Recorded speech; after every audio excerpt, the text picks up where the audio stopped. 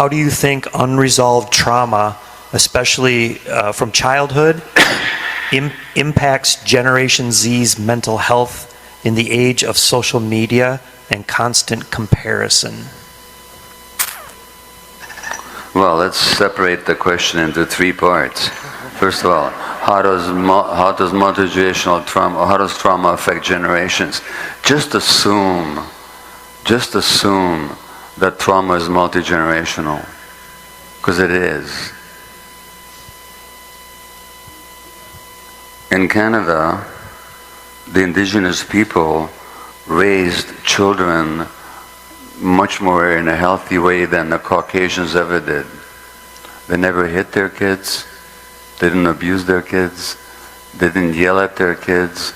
Their kids grew up very free, very confident, very much into their bodies, until colonialism came along and established these terrible residential schools, such as also existed here in the US, where generations of indigenous kids were sexually abused by the church and their teachers, where they were beaten for speaking their own language, where an indigenous little girl at age 4 had pins stuck in her tongue if she spoke her tribal language.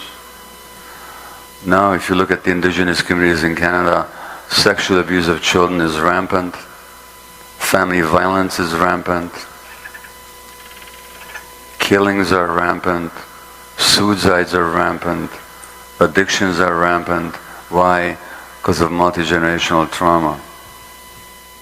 In my own case, I didn't talk about much of my own life. I don't want to at this point, but I passed on my trauma to my kids. Before, I didn't know I was traumatized when I had kids. It took me much later to figure all that stuff out. And by the time I had,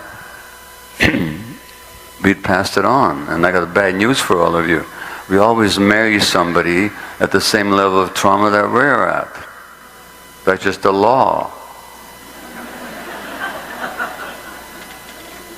It's just like water finding its own level. So that means that two traumatized people are raising kids without having dealt with their trauma. Of course we pass it on.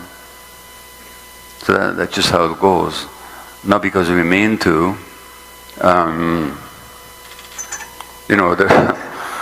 Pardon me, I'm going to use some profane language here. There's a British poet laureate called Philip Larkin, and he wrote this book on this poem on parenting, and he says, "They fuck you up, your mom and dad. They do not mean to what they did, but they do.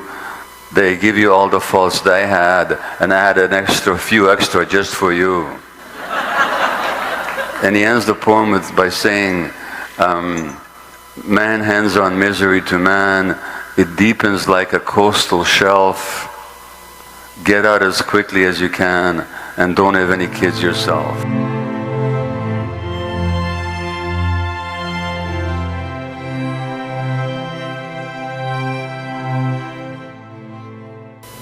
It's not enough that I don't like to see you suffer from a heroin addiction, or from self-cutting, or from bulimia.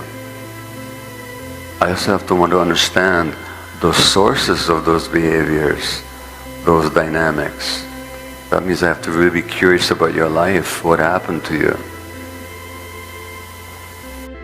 This deep dive into generational trauma, led by the insightful Dr. Gabor Maté, is a conversation that will resonate long after the video ends. I invite you to find a comfortable spot, grab your headphones, and prepare to engage with a topic that could shift your perspective on family, identity, and the very essence of human connection. Dr. Gabor Maté doesn't just explain trauma. He illuminates how unaddressed pain from one generation can profoundly shape the next, weaving invisible threads through family histories, influencing how we love, live, and see ourselves. Throughout the talk, Dr. Gabor Maté weaves together deeply moving personal stories and scientific truths, revealing the subtle ways trauma is transmitted, often without us realizing it. With each insight, he encourages viewers to look beyond surface behaviors and into the underlying pain. He explains how trauma can live on through unhealed patterns, affecting not just our present, but the generations that follow. Watching this talk might bring a whole new awareness of the ways trauma influences even the smallest facets of daily life, and may make you rethink family dynamics you've always taken for granted. In one particularly powerful segment, Dr. Gabor Maté shares the story of a prisoner he interviewed, someone who society might dismiss as just an addict, but whose experience sheds light on the sad reality of how we often misunderstand and mistreat addiction. This interview not only highlights the prisoner's personal journey, but also challenges us to confront society's harsh and, at times, unforgiving approach toward those struggling with addiction. Dr. Gabor Maté's empathetic approach reveals addiction not as a moral failing, but as a cry for healing, an unaddressed wound stemming from generational pain, a perspective that will change how you see those who grapple with these struggles. Throughout the talk, Dr. Gabor Maté interlaces scientific truths with touching stories, helping us understand how trauma lives on when left unhealed, influencing everything from our beliefs to our everyday interactions. As you listen, you may find yourself uncovering familiar patterns or questioning family dynamics you once took for granted, realizing the invisible forces that shape our relationships.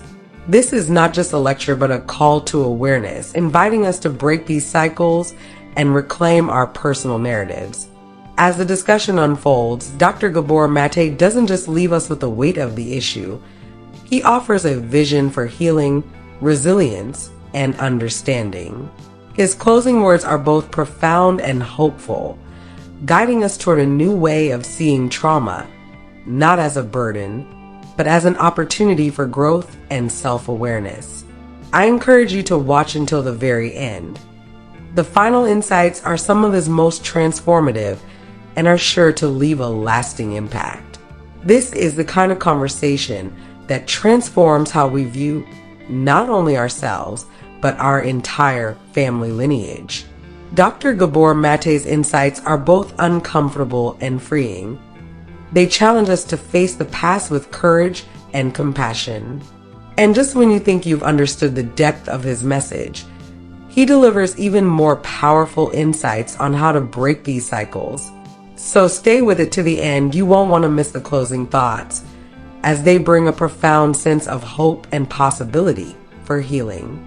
And as you're here, don't forget to like our channel, Inside Serene, where we believe that serenity matters. If any part of this video or any of our content has helped you navigate a difficult experience or provided new understanding, please share your thoughts in the comments.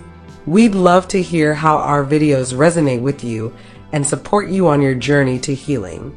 Your stories and feedback mean so much to us, and they help others see that they're not alone.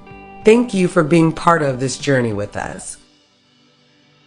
I'm going to quote you now Peter Levine, who's one of the great trauma theorists and pioneers. And Peter wrote in his recent book, and I'll have the pleasure of working with Peter and also with Bessel and others, and Scott Lyons and others in a couple of weeks in Massachusetts. Peter writes, "We all have the capacity to heal. I believe there exists in humans a fundamental primal drive towards wholeness and health. In fact, wholeness means health. Health means wholeness. Literally, that's what it means. This includes access to a part of ourselves that has always been within, that lives beyond any trauma and is eternally whole and undamaged. It is a part that could be called the true self or real self." I would only add that this drive is to become more like our true self, more like who we really are outside of our roles and personas. He says, in my experience, this drive is akin to that innate impulse towards curiosity and exploration. So, the whole idea of my compassion inquiry is that I'm assuming that the answers are within everybody. if you ask the right questions. And Peter says, sadly, this primal instinctual energy is all too often forced underground by oppressive over-socialization, overwhelmed by toxic stress and trauma. But he says, nevertheless, this powerful resource lives deep within all of us and lies in wait, ready to be awakened at the right moment. So that's what we're banking on, is that that true self is there, that the right, in the presence of compassion, people can drop their defenses so they can really find who they are. And that may be attended by experiences of pain and grief. They're welcome. Again, not that you deliberately set out to evoke pain, but that if people are getting in touch with what's there, pain's going to arise. And you welcome it. And you're not scared by it. And you don't try to distance from it. I'm going to stop talking here and take questions, but before I do, I want to show you a video. And this video is a 2-minute message sent to me from death row by somebody. This is from Texas, and as you know, Texas executes people, and Texas especially executes, not exclusively, but disproportionately, black men.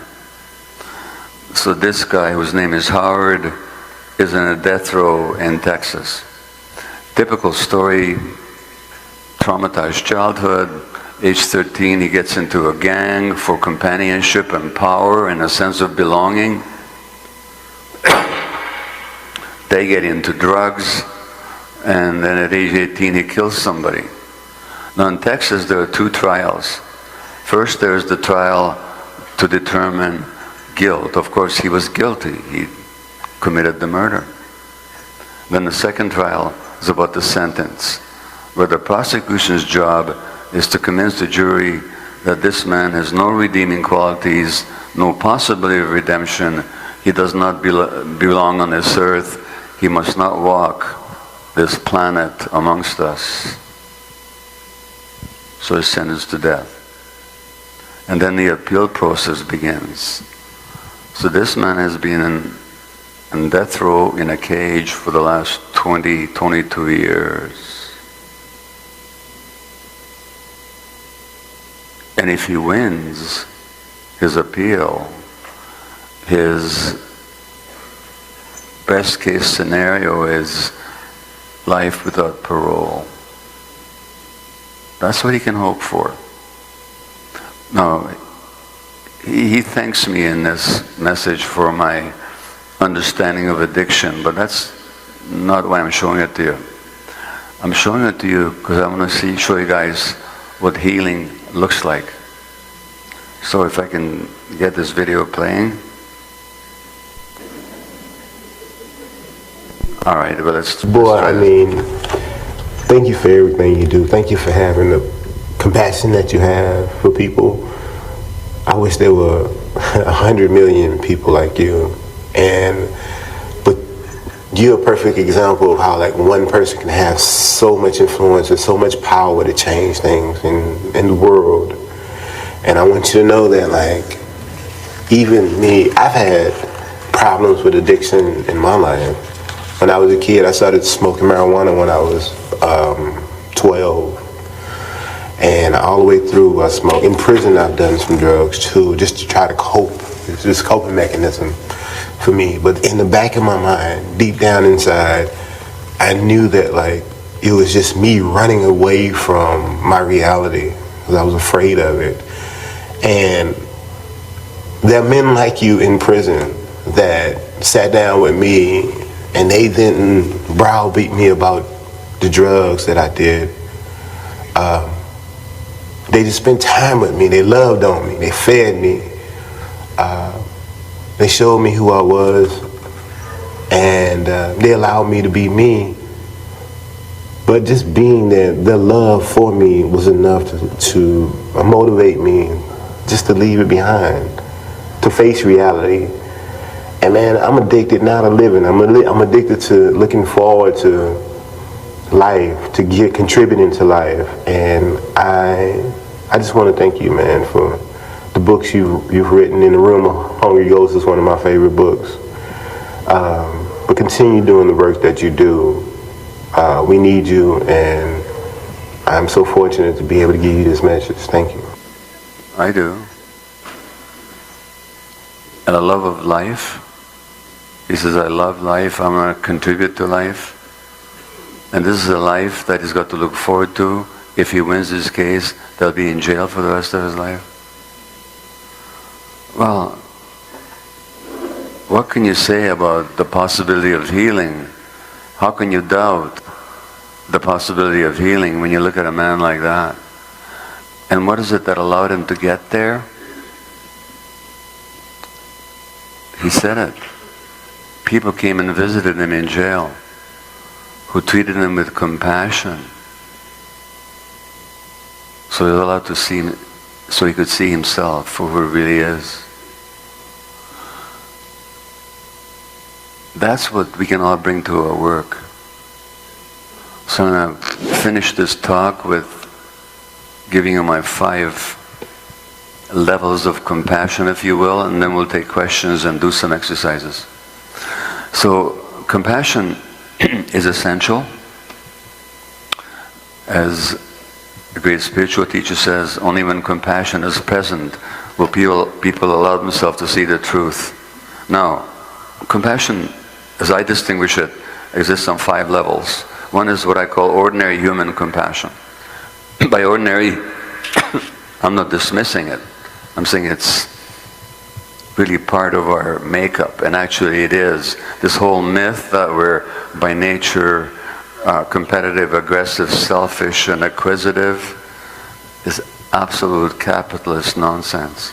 It's got nothing to do with genuine human nature. If you study people in their natural habitats, Aboriginal people, indigenous people around the world, universally, it's about giving, it's about communality, it's about generosity, it's about contribution, it's about being part of something much greater than just your little self.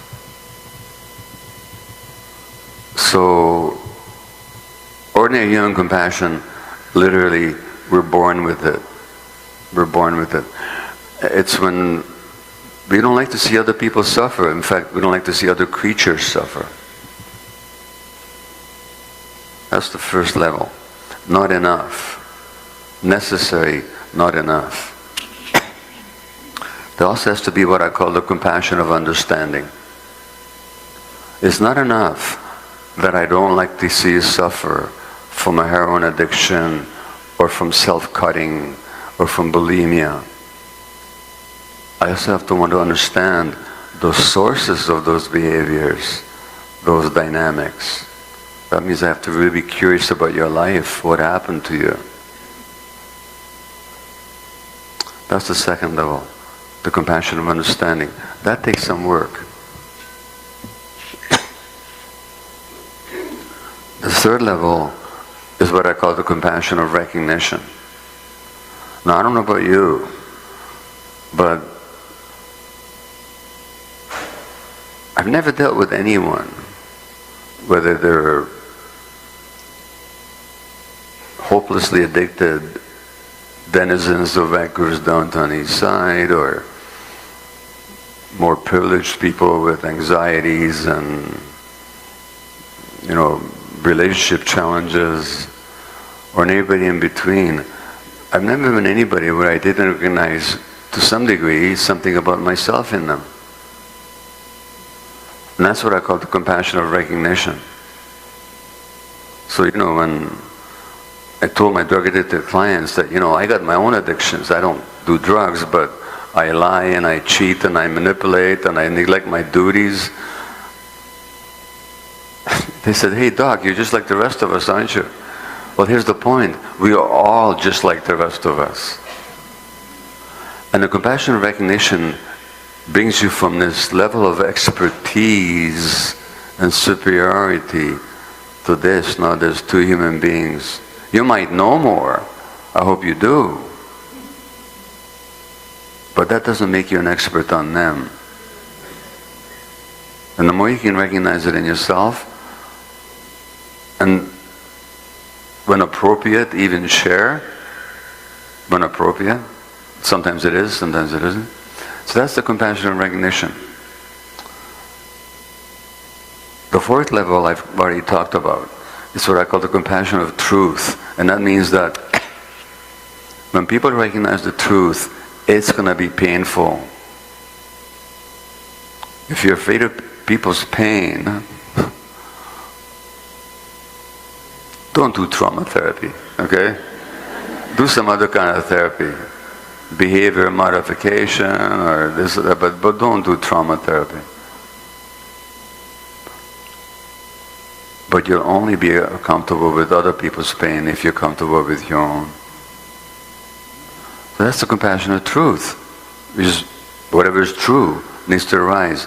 The fifth one is the most difficult one of all, and that's why I showed you the video with Harold. And how many of you have worked in high security prisons or people with death row? You will probably agree,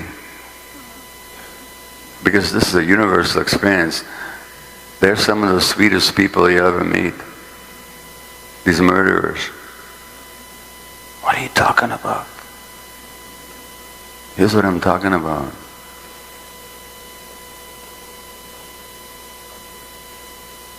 This morning when I talked about sensitivity, and I said that the more sensitive you are by temperament, by genetic temperament, when things go well, the better you'll do, but if things go not so well, the more hurt you're going to be.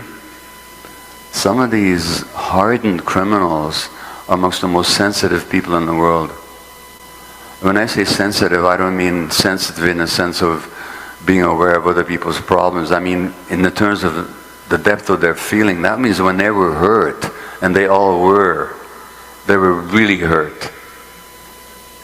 And their violence and their aggression came from that pain. That also means that when you go into that prison, or when you go into that prison, or anybody does, and treats them with compassion, like happened with Howard, that sweet self, that true self emerges. And we see this all the time. And I'm sure you've seen it in your offices as well. So that's what I call the compassion of possibility. That when you look at the person, you're not just mistaking them for the demeanor, for their behavior, for their body,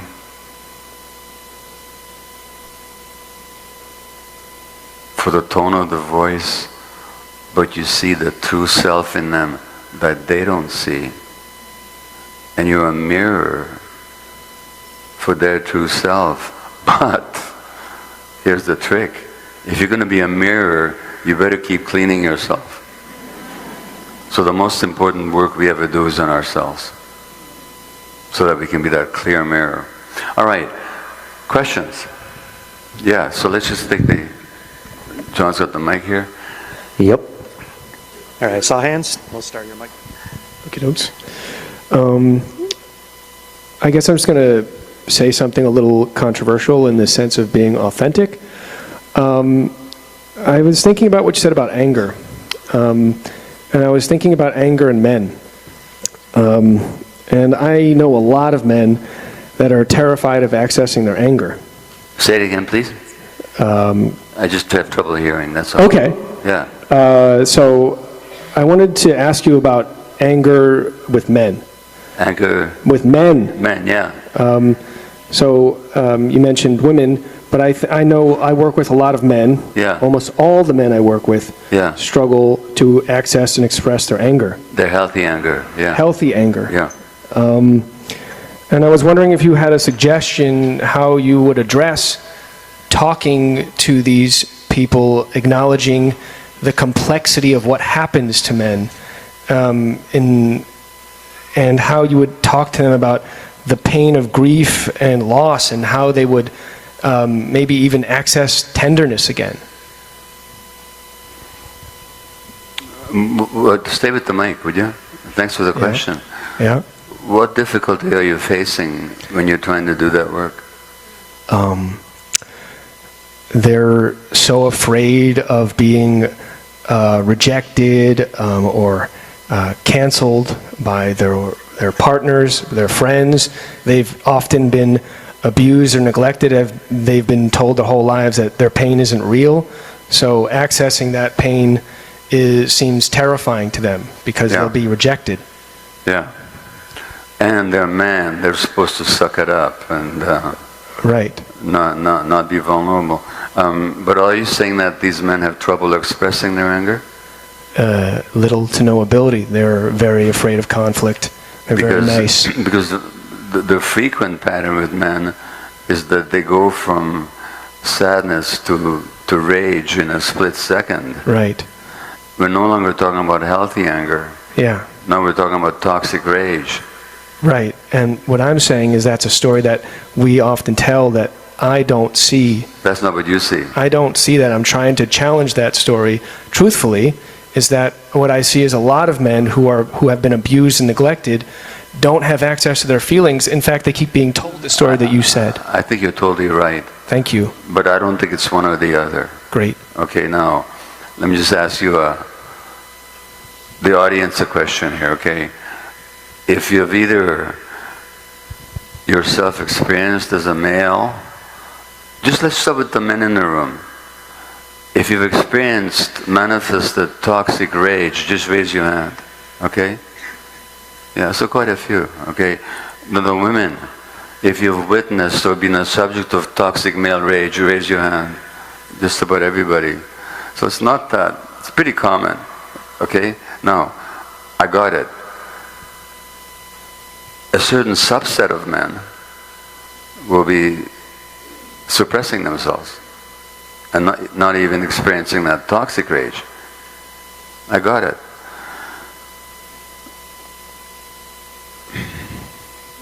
Do they feel safe with you? That's why they talk to me about this. Yeah. Because they feel safe. They trust me. Well, my trust. my guess is that if they feel safe with you, then they will be able to access those emotions. That's right. They do. Sorry? They do. Well, good. Well, that's the answer to your question. Yeah. I mean, if you're able to show up with compassion for them, where they feel safe, then naturally they'll experience all that stuff. Yeah. So I'm not sure that... I appreciate your question. I'm not sure what you thought about it was controversial, but I think we see both. These are not gender issues. These are not gender issues as such. I think the story I just wanted to acknowledge is like people like Niobe Way write about this. The story, though, of course, the toxic rage is real. Yeah. But really also acknowledging the very true reality that these men don't, the story that you're saying is the one that we hear all the time, that toxic rage is the norm. And that makes no space for also the narrative that there are many men who don't know how to access their feelings at all and feel incredibly silenced. Absolutely. And that's a cycle of violence that just keeps reiterating itself. Okay. I don't know if that makes any sense. Okay, I got it. Thank you. All right. Somebody else? I want to make sure the web gets included too. So we've got one online. Online, yeah. Yeah, an online question asking you, how do you think unresolved trauma, especially from childhood, impacts Generation Z's mental health in the age of social media and constant comparison? Well, let's separate the question into three parts. First of all, how does multi-generational trauma, how does trauma affect generations? Just assume that trauma is multi-generational, because it is. In Canada, the indigenous people raised children much more in a healthy way than the Caucasians ever did. They never hit their kids. They didn't abuse their kids. They didn't yell at their kids. Their kids grew up very free, very confident, very much into their bodies, until colonialism came along and established these terrible residential schools, such as also existed here in the US, where generations of indigenous kids were sexually abused by the church and their teachers, where they were beaten for speaking their own language, where an indigenous little girl at age 4 had pins stuck in her tongue if she spoke her tribal language. Now, if you look at the indigenous communities in Canada, sexual abuse of children is rampant, family violence is rampant, killings are rampant, suicides are rampant, addictions are rampant. Why? Because of multi-generational trauma. In my own case, I didn't talk about much of my own life. I don't want to at this point, but I passed on my trauma to my kids. Before, I didn't know I was traumatized when I had kids. It took me much later to figure all that stuff out. And by the time I had, we'd passed it on. And I got bad news for all of you. We always marry somebody at the same level of trauma that we're at. That's just the law. It's just like water finding its own level. So that means that two traumatized people are raising kids without having dealt with their trauma. Of course we pass it on. So that's just how it goes. Not because we mean to.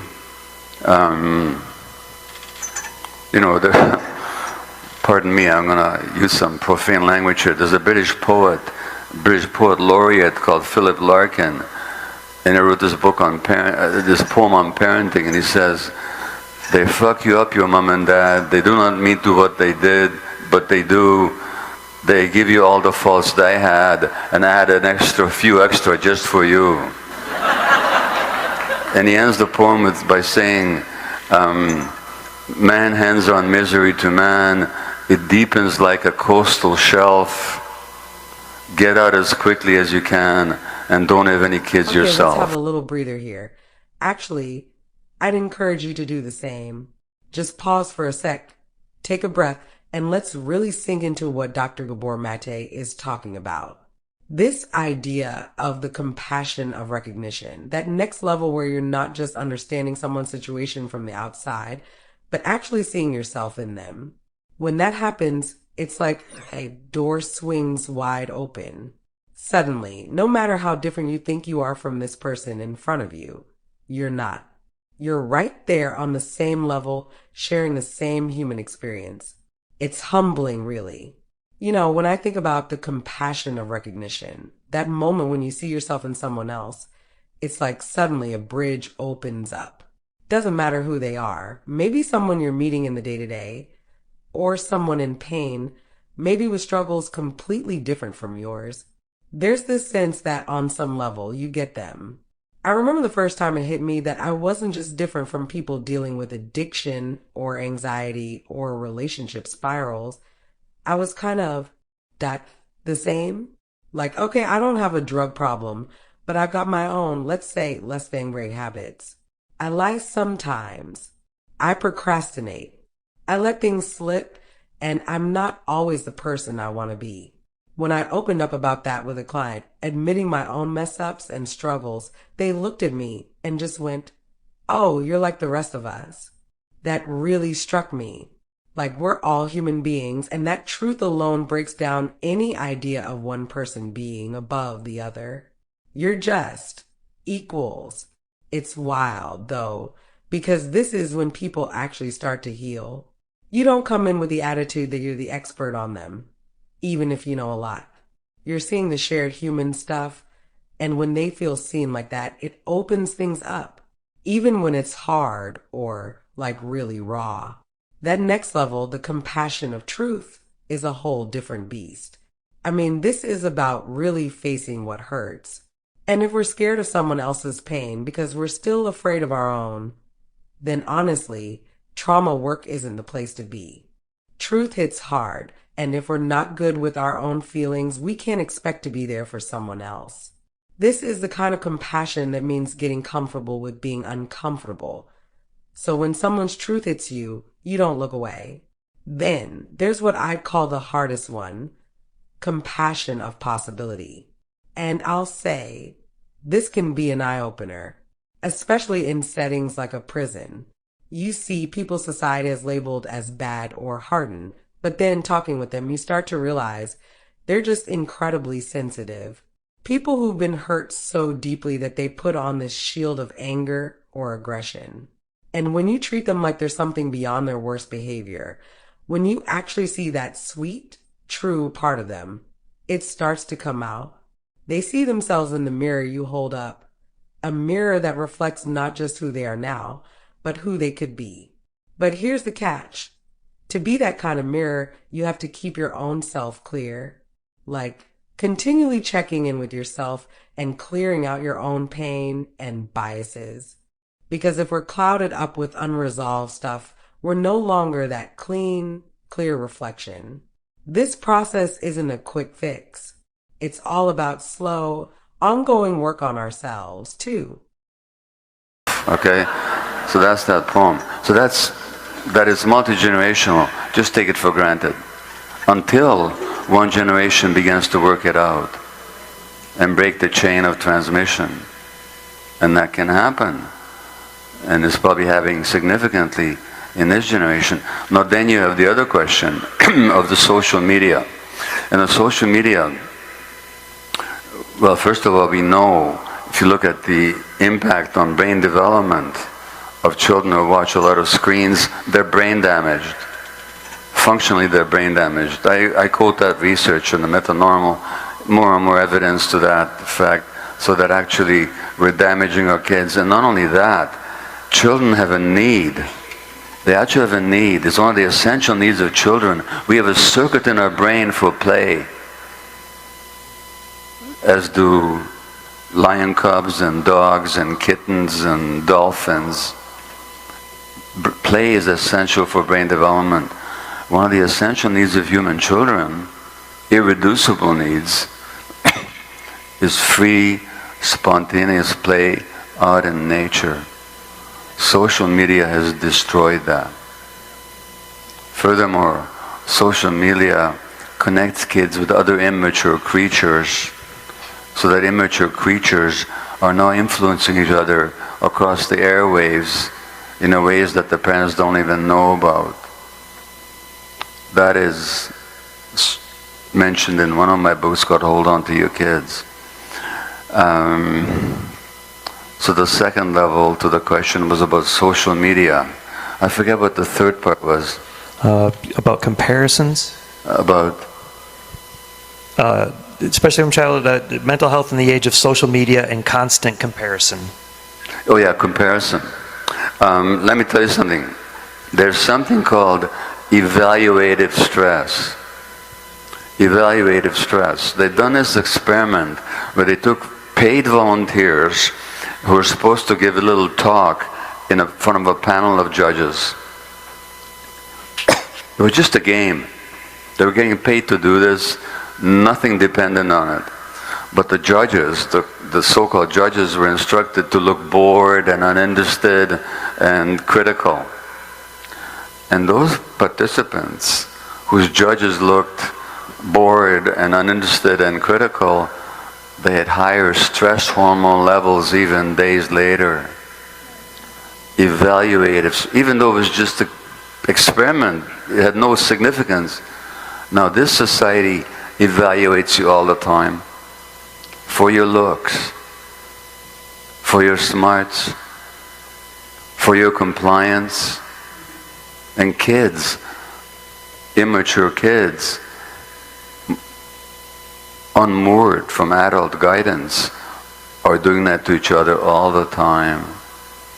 So the evaluative stress, and look at these kids that get attacked or criticized on the internet to the point where they're driven to suicide. Why? Because They have no real sense of themselves. Their sense of themselves depends on what other people think of them. In the absence of adult contact, it's what the peers think of them. And when the peers speak badly of them, it destroys them. It affects their physiology and so on. So, all of these things, okay? Yeah? All right, let's unpack this a bit, yeah? We've got this cycle, a chain, really, of generational pain and behaviors that just keep getting passed down, almost like a family heirloom nobody asked for. Dr. Maté paints a vivid picture. Until someone stops and chooses to face the hurt, to change, it's like these patterns are on autopilot. But once someone in the family starts working through that pain, they can actually break the cycle. It's powerful stuff. One person's decision to heal could end up rewriting the story for generations to come. But now, we've got a new kind of challenge. Social media, the nonstop screens and constant comparison. It's like throwing gasoline on the fire, especially for young kids and teens. Dr. Maté points out something both striking and tragic. Screen time and social media aren't just distractions. They're affecting our kids' brain development, their sense of self, and their ability to play, imagine, and explore freely. And this never-ending pressure to be liked and accepted is doing some real damage, driving some to a point where they lose all sense of who they are outside of others' opinions. Think about it, these are kids in their most vulnerable, formative years, but they're surrounded by the critical eyes of the internet. It's a perfect storm for what he calls evaluative stress. Even in an experiment with bored judges, people felt it deeply. Now imagine living your life constantly evaluated and judged, especially online. For kids without strong adult guidance, these comparisons and criticisms dig deep, sometimes to a point they can't pull back from. It's heartbreaking and eye-opening. But here's the thing, it's not all doom and gloom. There's a way through. And we're that bridge, the generation that's got the insight to recognize this and start putting real change in motion. We can create spaces, both in the physical world and in our relationships, where young people feel safe, seen, and solid in who they are. So maybe this is a call to each of us to be those adults, those guides, to give kids real connection, and to hold that mirror up to their best, truest selves, rather than just handing them a screen. The healing starts with us, and if we do the work now, we'll pass down something different, something that breaks the cycle and brings a whole new legacy forward. Oh, and don't forget, if you enjoyed this, drop a like, leave a comment, and hit that subscribe button. Seriously, it helps us out and make sure you don't miss the next one. And hey, if there's a topic you're curious about or something you'd love us to dive into next, let us know in the comments. We're always up for new ideas. And hey, don't forget to subscribe to Inside Serene, where serenity matters. If you're into this kind of content, give us a like, leave a comment, and let us know what topics you'd like us to cover next. We're here to bring more calm and clarity into your life. And just a heads up, there's a part 2 to this video where Dr. Gabor Maté dives deep into the Israel-Palestine conflict, tackling some tough, revealing questions, including how compassion might look for those who commit acts of war. You won't want to miss his insights. Just click the link at the top of this video to watch.